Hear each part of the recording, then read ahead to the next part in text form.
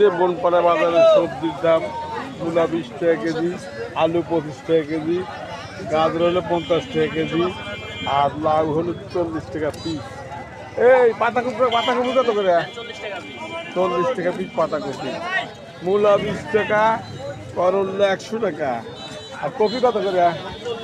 Copy 40 টাকা। এরকম বনপাড়া বাজারে সবজির দাম সুলভ মূল্যে পাওয়া যায়। তাই আমি সবজির ভিতরে যাচ্ছি, আপনাদের ঘুরে ফিরে দেখাচ্ছি বাজারটা ঘুরে ফিরে দেখাবো সবজির দাম। আর এক দোকানে আসলাম, করলে কত করে? 100 টাকা কেজি। আলু কত করে? আরেক দোকানে আলু 20 টাকা এটা না। আর এটা কত করে? সিমটা খুব সুন্দর, কত করে? হ্যাঁ, 80 টাকা কেজি। আর কপি 40 না 50? 50 টাকা কেজি। এরকম কপি। আর এক দোকানে টমেটো কত করে? টমেটো কত করে? টমেটো 120 টাকা।